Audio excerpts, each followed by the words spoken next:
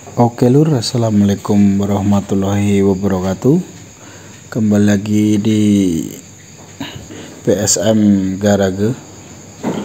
Ini kita ada kedatangan unit Panther Black Panther. Pada mulanya kita hanya melakukan pergantian kampas rem depan kiri kanan,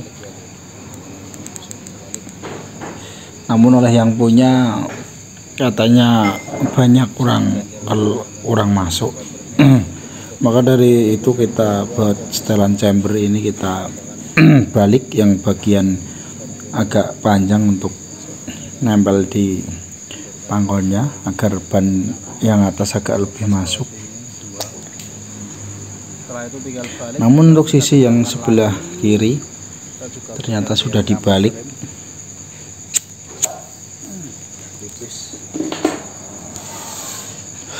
Ini keadaan kampas remnya belum habis semua, tapi udah hampir 4 tahun atau 3 tahun sudah mengeras, dan di pedal saat pengeriman juga nggak enak, rasanya agak nyentak. Kita lakukan pergantian saja yang baru ini, selisih hampir separuh, 3 kali lipatnya untuk ukurannya. Untuk bagian yang kiri kita lakukan pengganjalan pakai ring plat sebanyak satu buah, dua buah untuk 2 baut. Setelah kita lakukan penyepiran selesai, ini kita disuruh mencari atau memperbaiki kebocoran oli yang kemarin di switch oli. Ini ternyata setelah kita cek, switch olinya sudah sembuh dan kering. Malah ini ada kebocoran di bos pump. Untuk bagian penyetel nahpurnya ada 12 itu juga terdapat o-ring di dalam. Nanti kita bongkar juga sekalian. Untuk bos pumpnya kita turunkan untuk pengecekan atau pengeliman ataupun pergantian seal di bos pump depan itu. Kayaknya netasnya juga lumayan ini, kalau di rumah kelihatan netas. Ini penampakannya cukup lumayan mengganggu jika mesin sebelumnya juga kering, namun ada rembesan oli juga cukup tidak nyaman karena mesin yang seharusnya kering ini malah ada olinya. Ini kita lakukan pembongkaran dari atas dulu untuk pelepasan cover manifold in, karena untuk pelepasan selang noksel kita agak sulit kalau nggak melepas ini. Ini untuk bautnya ada 8 buah, baut 10 kita lepas, filter selang juga kita lepas. Untuk intake manifold itu ada baut 14 juga kita lepas. Sebelum pelepasan kita topkan dulu. Posisi ada 2 cara, pakai di posisi top 1 juga bisa seperti ini untuk pelepasannya, untuk di posisi top. Namun jika kalian memilih cara kedua juga bisa, nanti kita jelaskan. Inti untuk pencarian top dulu, yang penting bos pump ini sesuai pemasangannya yang dahulu. Kita ini tanpa melepas deklep karena kita harus cepat, nggak mau lama-lama dan nggak mau resiko rembes juga, nanti makin lama malah. Ini untuk posisi baut bawah ada penyangga dengan ukuran baut 12 4 biji. Kita lepas yang dari blok mesin 2 biji, yang untuk nempel ke pangkon bos pump 2 biji. Kita lepas 4-4-nya, lalu kita lepas pangkon bos pumpnya belakang ini huruf L 4 baut.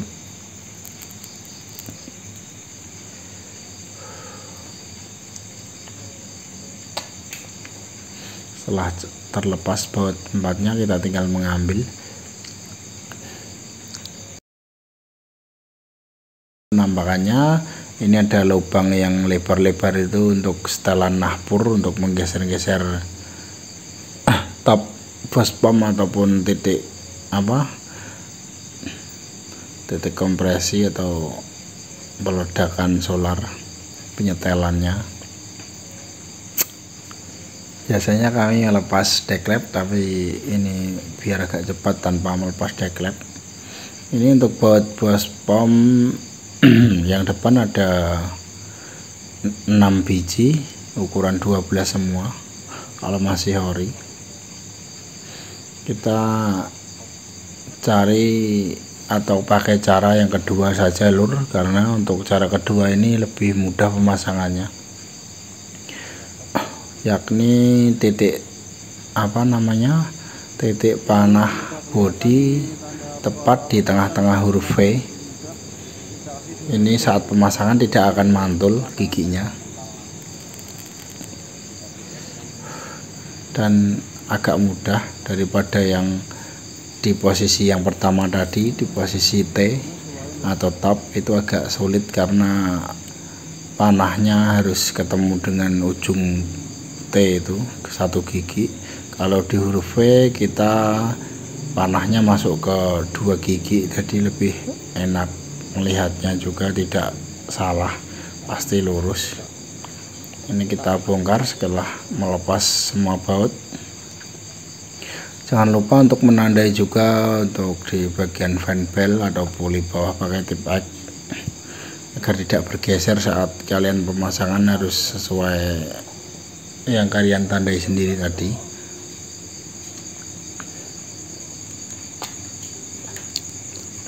Ini untuk pengangkatan, ini terganggu oleh intake manifold yang ada baut 14 2 biji ini, agak sulit, terpaksa kita lepas nanti karena cukup mengganggu. Saat kita diangkat malah nyengkal di selang AC dan di intake manifold. Padahal bospom juga kecil, namun agak ribet juga.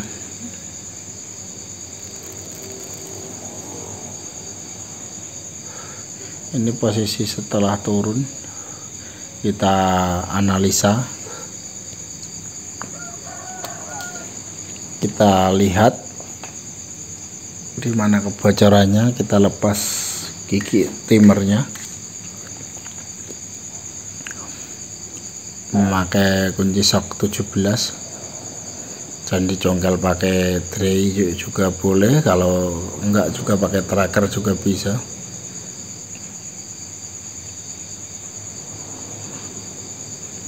Ini sepertinya bocor dari seal yang dalam belakang ini, belakang cover yang untuk penyetelan nahpur. Di situ ada seal o-ring seperti karet gelang. Jika ya itu sudah keras ataupun tidak kenyal, maka oli akan keluar dari situ, karena itu letak dari tempat penggeseran nahpur yang soalnya sering diubah-ubah oleh yang punya, juga oleh siapapun, karena kan itu harus gerak. Kalau dipaksa di lem yang keras, nanti juga saat penggeseran akan rusak juga, sama saja. Kita berikan tanda untuk di bagian murnya, untuk penyetel nahpurnya kita kembalikan lagi nanti saat pemasangan seperti semula. Kalau dicuci tidak hilang ya beruntung, tapi kalau hilang juga kita lihat ada bekas murnya yang di bospom, jadi kembalikan lagi ke setelan semula, tidak usah dirubah-rubah terlalu ngepur juga, berbahaya untuk kerasnya. Ini kita lepas 2 baut 12 menggunakan kombinasi juga palu, nggak apa-apa. Untuk ini untuk penyetelan nahpur ada 2 buah baut.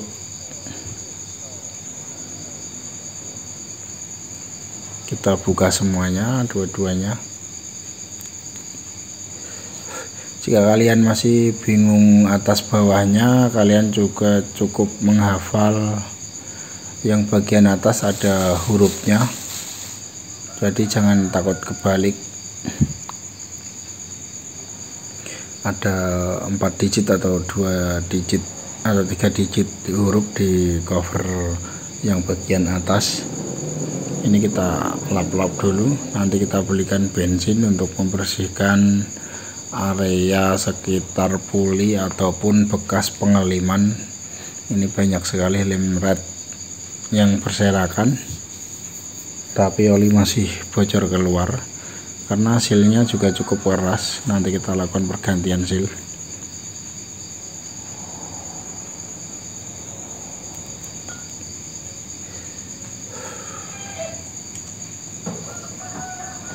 Ini kita nunggu beli bensin untuk mencuci agar bersih dan tidak mengotori tangan.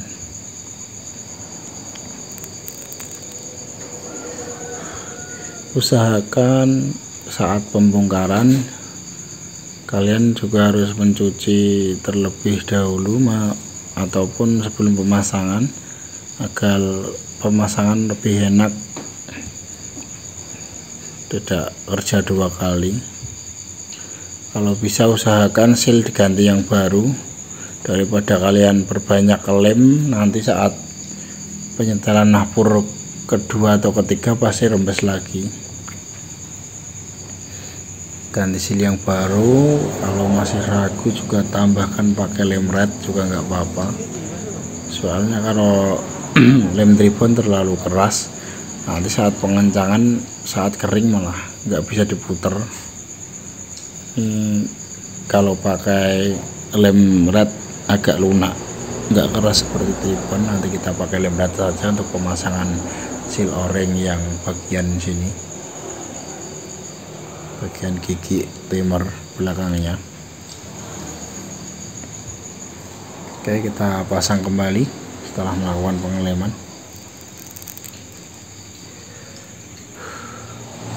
Kita pasang ring pir 17 juga mur 17. Kalau kalian nggak punya impact, kalian bisa memasangnya dengan menjepit gigi timer itu pakai tanggem, lalu dikencangkan pakai stang sok panjang. Kalau kita nggak perlu karena ada impact, juga cukup mengencangkan pakai impact 4 kali hentakan juga udah kencang.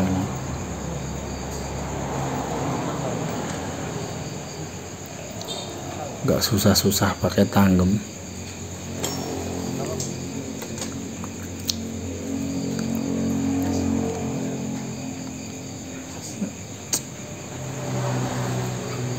Ini kita coba putar, ternyata lancar.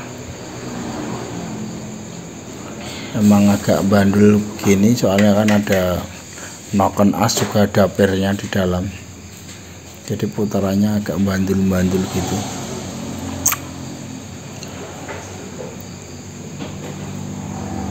Yang penting kita letakkan huruf V tadi di atas, kira-kira seperti kita melepas tadi, nggak usah diputar-putar terlalu banyak, nanti saat pemasangan juga malah repot.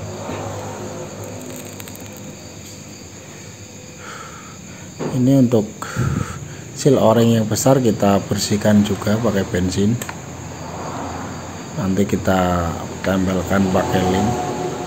Ini yang dapat blok mesin, jadi usahakan jangan sampai bocor juga. Ada 2 seal berarti. Ini kalau yang besar kita pakai lagi karena belinya susah dan terlalu lama. Kita bersihkan pakai bensin, lalu kita tempelkan lagi dan kita pasang.